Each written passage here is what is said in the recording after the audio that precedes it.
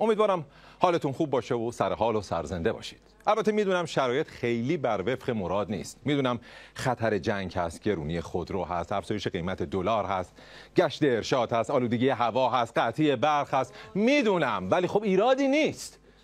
این چیزا همه جای دنیا هست. به جاش از امروز شما چیزی دارید که در هیچ کجای دنیا نیست. بحث‌ها بر سر راه‌اندازی کلینیک ترک بی‌حجابی همچنان ادامه داره و با اینکه این موضوع با انتقادهای گسترده مواجه شده، مسئولان ستاد امر معروف همچنان بر تصمیم خودشون اصرار دارن. باش، مشکلی نداره. فقط حالا که واسه مردم کلینیک ترک بی‌حجابی راه انداختید، یک کلینیک ترک بی‌سوادی، یک کلینیک ترک اختلاس، یک کلینیک ترک نه، البته نه. الان که فکرشو میکنم در مورد شما کار با کلینیک میلینیک حل نمیشه. واسه شما باید بیمارستان 10,000 تخت خوابی ترک فساد و حماقت تأسیس کرد. رئیس اداره زنان و خانواده ستاد امر معروف برای راه اندازی کلینیک ترک بی‌حجابی 255 میلیارد تومان بودجه هم گرفته. 255 میلیارد تومان؟ چی کار دارین میکنین اون تو مگه؟ واکسن حجاب میسازین؟ شیاف روسری میسازین؟ چادر و فن تولید میکنین؟ بابا از اون 250 میلیارد یک صدمشو به میا خلیفه بدین، از فردا با پوشه و روبنده فیلم بازی میکنه براتون.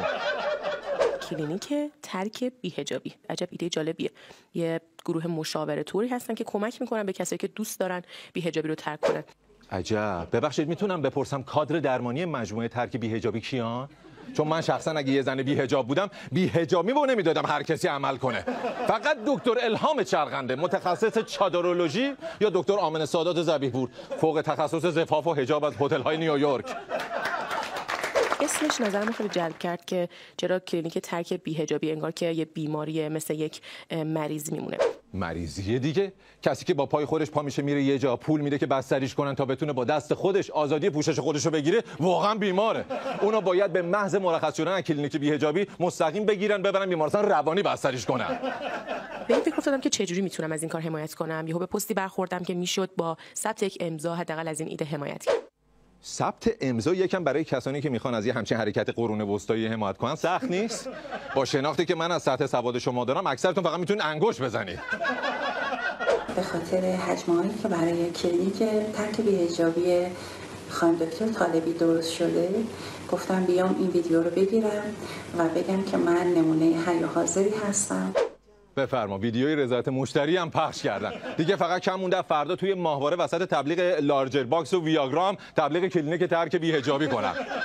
آیا از کوتاهی مانتوی خود رنج میبرید؟ آیا دچار ناتوانی چادری شده اید؟ دیگر نگران نباشید. قرص‌های افزایش میل پوشش در سراسر کشور در دسترس شماست. بسیار حس خوبی داره. زندگیم به طرز شگفت‌انگیزی عوض شده، طوری که سر زبون افتاده. تغییراتی که من و زندگی درش ایجاد شد. آها، پس بگو دنبال این بودی مسکه خاص و عام بشی و سر زبونا بیفتی. باشه، حالا ما هم با همین برنامه کمکت میکنیم زبونای بیشتری رو پیدا کنی و بیفتی سرشون. خیلی خوشحالم از این که الان تمام خلاها و حفره‌های درونی قلب من پر شد. خب خدا رو شکر که خلاها و حفره‌های قلبت پر شد. الان وقتشه که دیگه کم کم یه فکری واسه خلاها و حفره‌های داخل مغزت بکنی. که البته بعید میدونم اون دیگه قابلیت پر شدن داشته باشه، چون خیلی قبل‌تر از اینا تا جایی که جا داشته با پهن پر شده. و الان حس می‌کنم نیاز به نگاه هیچ کس جز نگاه خدا ندارم.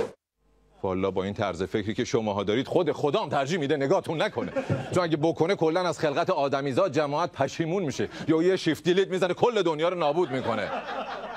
و خیلی حالم با این حجابم خوبه و این حال خوب من رو امیدوارم همه دنیا تجربه کنن. الان دغدغه من فقط و فقط اینه که بتونم همه رو بیارم به این سمت، مخصوصا با این کلینیک آشناشون کنم. دغدغشه.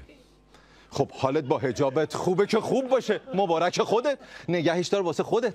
به خدا اونی که با بیکینی میره کنار ساحل آفتاب میگیرم حالش خوبه، ولی چون شور داره دغدغش این نیست که همه رو ببره کلینیک ترک چادر و لامبادا تنشون کنه. چالش تغییر اینجوریه که ما میایم روز سری دور متناسب با صورت دود میبندیم. شما تو آینه نگاه بکنید ببینید میپسندین ورژن جدید خودتونو. وای چه خلاق. الان بقیه هم میتونن تو خیابون چالش تغییر را بندازن، جلوی امثال تو رو بگیرن، چادرتون رو در بیارن بگن بیاد مانتو جلو باز و ساپورت بپوش. ببین ورژن جدید خودتو دوست داری یا فقط شما مجوز سرکشی به ما تحت مردمو داری؟